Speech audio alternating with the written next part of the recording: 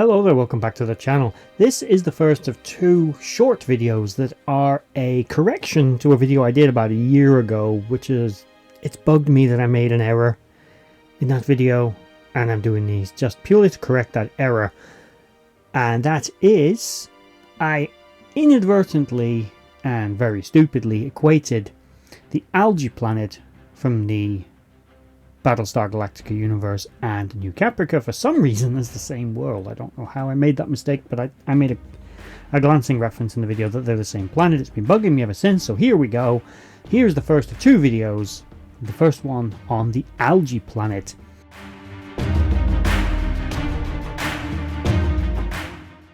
This was a protein-rich, kinda habitable world encountered by the colonials. The planet itself was surrounded by rings, orbited a pretty unstable star, and was also located near to a rather radioactive star cluster. When the food stores aboard the colonial fleet were discovered to have been contaminated, it was decided they needed to find an alternative food source. The scouts reported that this world had protein-rich algae and water on the surface, all of which was fit for human consumption, so a decision was made, yeah, let's go there, let's collect that stuff. And they did, but there was risk involved. They were there for about 2 weeks while harvesting it, but this then led to the Cylons being able to catch up with them. This then led to the battle of the Algae planet between the colonial forces and those of the Cylons. On the surface, however, things were delayed as it turns out an ancient temple built about 4,000 years earlier, simply known as the Temple of the Five, as stated in the ancient scrolls. This temple was said to contain the Eye of Jupiter, which could point you in the direction of the homeworld of the 13th tribe, otherwise known as Earth.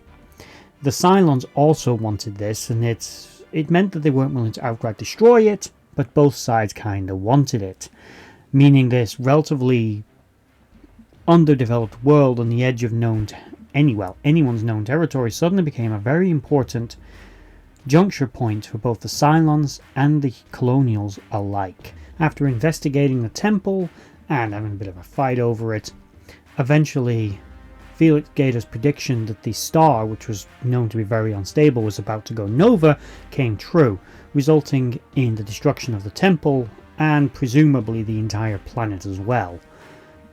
But it was also deemed that the supernova itself was a clue, also helping to point in the direction of Earth.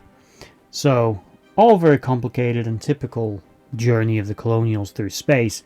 Nothing is ever as simple as it first seems. A harmless, inert little planet, bathed in radiation that somehow has edible algae and drinkable water on the surface, and extremely uncomfortably high levels of light on the surface, making it almost blinding for humans and Cylons alike down on the ground, suddenly became very important to the journey. A couple of random things I'm going to throw in. The planet itself is superficially similar to New Caprica. It's barely habitable, just about good enough for humans to kinda eke out a living on, but probably doesn't have long-term viability as a thing within it. It's also a little interesting as to how exactly Tyrell knew how to find the temple. At this point, it wasn't known that he was one of the final five. It's likely some kind of instinct or subconscious knowledge of the temple's existence. It was, of course, made a very, very long time ago, pointing in a direction back towards Earth, but exactly how he knew it was there is a little fuzzy, but it must have been a subconscious embedded memory that he had, despite the fact his memory had been erased, as the final five had stopped off at this world on their way to the colonies. The temple itself was actually built by the ancient Cylons that left Kobol, and they left this as a sort of road marking, pointing the direction that they went in. And that is the Algae planet. Next, I'm doing a video on New Caprica.